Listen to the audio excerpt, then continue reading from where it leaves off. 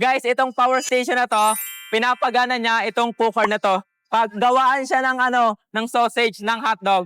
So kayang-kaya paganahin itong power station ito, guys. So ito is 1,500 watts na cooker. Ano siya, resistive load, umiinit. Tapos itong power station naman, or ang tawag nila is balcony power energy system. So siya is 2,500 watt hour. Yun yung kanyang capacity. Pero kaya niya maglabas ng power sa kanyang inverter ng 2,500 watts. So ito, nasa 1,500 watts lang. Ito naman is nasa 2,500 watts yung kanyang power na kayang ibigay. Or nasa 2,500 watt hour yung kanyang capacity. Kaya niyang pagganahin ito ng mga 1.6 hours or more than. Minsan kasi mas matipid siya power kapag tumitigil yung heat. So kapag sobrang init na. So, kaya din niyang pagganahin ng matagal. Ayan, gasting guys, no? Hindi ko lang alam kung available to sa Pilipinas, pero ang ganda. Malaki siya. Portable power station. Pwede siyang i-search sa solar panel, pwede sa kuryente. Ang galing. Guys, nandito tayo sa SNEC event. Dito yung pinakamalaking solar energy and battery storage dito sa China. Actually, hindi ito yung pinakamalaki sa China, kundi pinakamalaki sa buong mundo. Yun lang to guys, ginagawa or taon-taon lang. Kaya tara, samahan niyo ako dito sa taas. Tara. Let's go!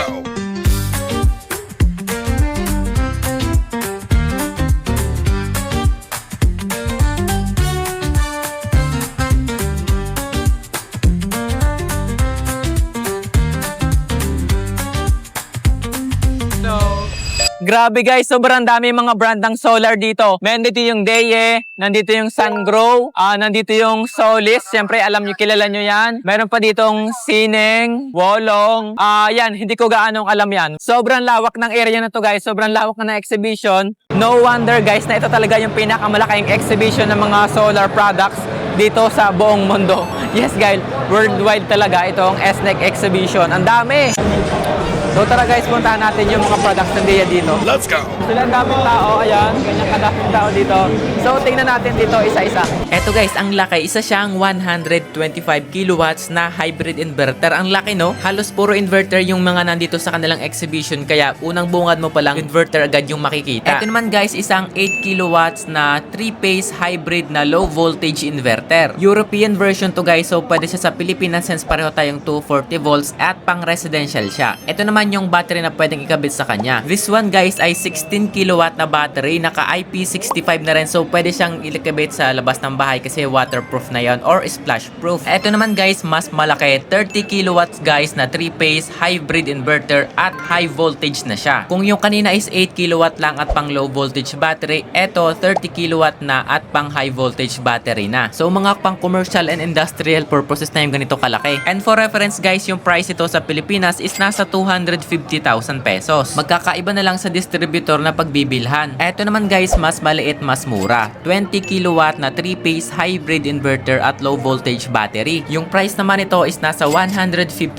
pesos. At heto naman, mas mataas ulit ng konti. 25 kilowatts na 3-phase hybrid inverter at pang high voltage battery naman. Pang commercial or industrial installations pa rin ito kasi sa laki ng kanyang power. Hindi ko rin lang alam kung magkano yung presyo kasi unavailable siya sa distributor na napagtanungan ko. And by the way guys, dito sa atin sa Pilipinas, merong 6 na Deye authorized distributor. Yung 1 Point, Solar Home Peel, Supermax, LV Tapsan, Lecker Solar at Apex Innovation. So sa kanila kayo pwedeng makabili. Eto pa guys, meron pa ditong mga string inverters or eto yung mga inverter na hindi kinakabitan ng battery. So number 1, meron silang 25 kilowatts na 3-phase string inverter. Sumunod na agad dito ang isang 40 kilowatts na string inverter at yung kanilang mas malaki na 3-phase 50 kilowatts na grid tie inverter din at nasa 150,000 naman yung ganito kalaki. Hindi nga lang lahat ng mga inverter ay available sa mga distributor natin dito sa Pilipinas dahil hindi naman lahat nga sa kanila ay mabenta. Kung alin lang talaga yung mga mabebentang products, yun yung ini-stock nila. At eto nga guys, yung pinakamalaki nila dito, isang 136 kilowatt na 3-phase string inverter. Pang commercial at industrial lang ata, so sobrang laki. And for reference guys, nasa 103 kilograms yung timbang ng ganito kalaking inverter. At nasa 5 taon din nga pala yung warranty nila sa ganito. At dahil nakita na nga natin guys yung kanilang mga string inverter, lipat naman tayo dito sa kanilang mga maliliit or mga micro inverters. Sa pagkakaalam ko guys, ginagamit itong mga microinverters ng malapit sa mga solar panels para yung voltage at current ng mga solar panels ay ginagawang mataas na AC voltage at maliit na current para mas efficient daw lalo na sa wire. Dito guys sa exhibition, meron silang pinakitang 500 watts, 1000 watts, 1100s at 2200s na microinverter. Ito nga yung kanilang pinakamalaki. Sobrang daming tao guys dito, so talaga nakakahilo. Kapag lumakad ka ng lumakad, nako grabe, malulula ka talaga. Kailangan mo natin magpahinga ng konti. Konti lang naman, mamaya maglilibot ulit tayo kasi sobrang daming products. So dito sa Deye, ayun na sa taas, kita nyo ba? Yan yung booth ng Deye. So mamaya pupuntahan ulit natin. Eto guys, tama na yung pahinga kasi nakita ko yung kanilang mga solar aircon dito. Pero dito muna tayo guys, ang astig nito, meron sila ditong solar air source water heater guys. Pampainit siya guys ng tubig pero yung ginagamit dito is hangin. Kinocompress nila yung hangin para uminit yung tubig. Eto naman guys yung kanilang mga water pump controller. Pwede rin sa AC or sa DC or sa solar panel. Eto namang mga nasa baba yung kanilang mga DC or solar powered submersible water pump. Eto nga yung medyo maigsi, ito is nasa 13 kilowatts power or siguro approximately nasa 17 horsepower. Eto nga yung isa mas mahaba ng konti at design talaga sila para sa mga malalalim na water source. Meron din naman dito mga maliliit, siguro mga approximately 2 horsepower na submersible water pump ito. Meron na rin guys silang mga pang deep well mga solar water pump katulad nito. Ito is approximately nasa mga 2 horsepower. So para sa mga balon, para sa bahay, sa mga fish pond, pwede na to. Ito naman guys, mas maliit, nasa 1100 watts or siguro mga nasa 1.5 horsepower ito. At bukod dyan guys, meron pa silang mas malaki. Ito yung kulay black. Ito is nasa 2200 watts or siguro mga nasa 3 horsepower naman siya. So lahat sila guys ay DC power or pwede sa solar panel. At heto naman guys, katabi nila dito sa masama sila, meron ditong mga solar aircon. Tingnan natin. Ito number 1, itong isang 3 to 15 horsepower na aircon or condensing unit. At dito guys, meron din sila ditong floor console heat pump. Pero syempre hindi to gaanong useful sa atin sa Pilipinas dahil mainit na nga. Tapos paiinitin mo pa. Para to siguro sa mga malalamig na bansa. At eto naman guys, meron din ditong cassette solar air conditioner. Karaniwang ito yung mga nakasabit sa kisame. Like sa mga opisina, sa mga restaurant, or sa mga hotel lobby. Naka AC and DC na rin nga pala yung power source nito. So meaning pwede siya sa solar panel pero pag nagkulang yung power noon ay pwede siyang kumuha sa grid. Eto naman guys, black na malaki is solar air to water heat pump. Ang galing lang niya kasi pinapainit niya yung tubig galing sa hangin. Pwede sa mga bahay, sa mga shower, or pwede rin sa mga swimming pool na malalaki. And finally guys, eto na talaga yung mga pwede na sa Pilipinas. Yung kanilang solar aircon. So pwede siya sa AC, pwede sa DC. Kapag kulang yung solar power, pwede siyang kumuha sa grid. Available na rin nga pala to sa mga local distributors dito sa Pilipinas. And for reference guys, yung solar aircon na nasa 1.5 horsepower is nasa 28,000 pesos. Yung 2 horsepower naman is nasa 45,000 pesos. At yung 3 horsepower naman is nasa 55,000 pesos. And finally guys, punta naman tayo dito sa kanilang mga ESS or yung kanilang mga batteries. And remind ko lang kayo guys, yung mga battery nandito sa exhibition, usually yung mga malalaki ay walang laman sa loob. For model lang talaga sila. Kasi yung mga malalaki nasa factory, sobrang bigat talaga nun. And pang mga industrial installation na rin yung ganito kalalaking battery. Syempre, aanin mo naman yung ganito kalaki sa mga bahay. Yung capacity nga nito is 257 kWh or nasa 257,000 watt-hour. At bukod dyan guys, meron pa silang mas malalaking capacity na battery. Sila yung mga naka-container sealed. Katulad nito guys, nasa 2 megawatt-hour or nasa 2 million watt-hour yung capacity. Ginagamit nga to sa mga commercial utility katulad dito sa mga EV charging station. Eh alam naman natin yung mga EV charger malakas talaga sa power, so malaking battery din talaga yung kailangan. Hindi ko nga lang alam kung magkano nga yung presyo nito dito sa atin sa Pilipinas. Hindi pa kasi siya available doon sa distributor na napagtanungan ko. Malakas din nga pala talaga guys sa power yung ganitong EV charging station kasi yung isang port pa lang niya nasa 250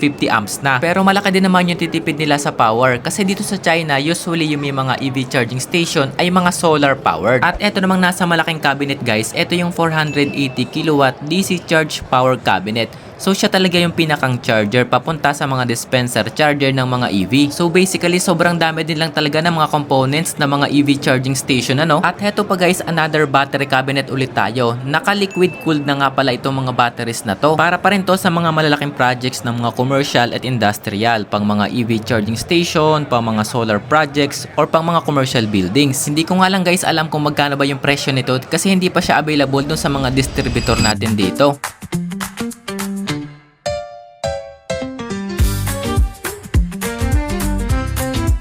Sobrang daming products dito guys, pero yun lang muna papakita natin sa inyo kasi meron pa tayong next video. So ngayon guys ay pupunta tayo sa event sa dinner cruise ng Deye. And yung kanilang attire daw ay casual formal. So meron tayong in-order ko sa Shopee na black. Tapos bumili ako sa Divisoria na jeans, skinny jeans yata to. Tapos naka white rubber shoes tayo. Tara, punta tayo sa dinner cruise. So nito guys, nakababa na ako ng jeep o sa bus. At nandito na rin yung ibang kasama. Eto, they will ask my invitation letter but I have naman. Hello. Hi, how where's are the- you? Yes. This is your invitation Yeah. card. Okay, here we go. This is for you. Eto, si Venus. Venus is here. Hello. Hello, hi, Daniel. Welcome. Let me see. Yeah, Okay, thank you. thank you. Where do you come from? Hotel? Yeah, hotel. It's more than 1 hour. 57 minutes, yeah. Yeah. Can you say hi? Hi. Quase não acreditei quando te encontrei a primeira vez. Tudo mudou, o chão se distanciou. Are you shy? Shy, very shy. Don't worry. I'm shy as well. But I have to, yeah, but I have to do this. KOL. Yeah. Oh, yan. Parang mapirma ko. Kailan natin? Uh-oh. Keme. Thank you. Welcome. Thank you, thank you. They are so kind.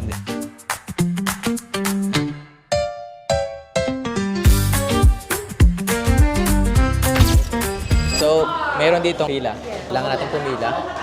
Ayun. 2, 1. We got our picture. Is that?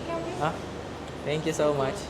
And I got mine. Ganyan yung tsura guys. Ang ganda dito. So, here's my picture. Ayun. Medyo malabo yung light. Pero, that's good.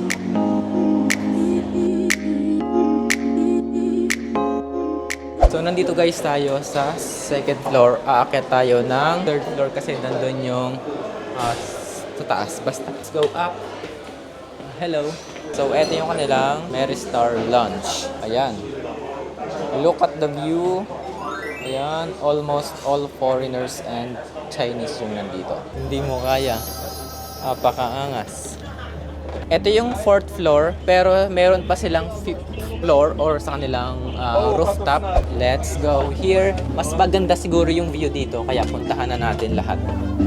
Hindi biro, ang ganda. May nakita tayong kapwa Pinoy. Anong pangalan nyo? Po? Grace Hernandez.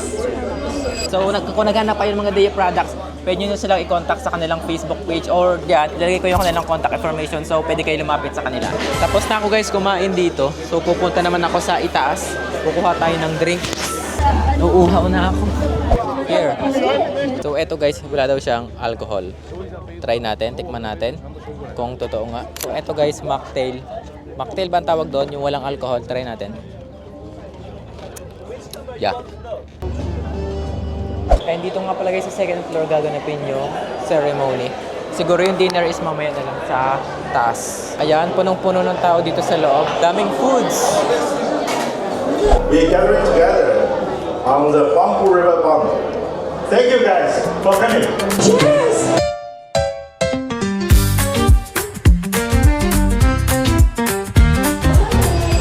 So here guys, kumain na tayo. Yung pagkain natin. Yung kumain na masyadong marami, yung ano lang, mga light foods lang, seafood, watermelon. Ang sarap guys, solid, 100%.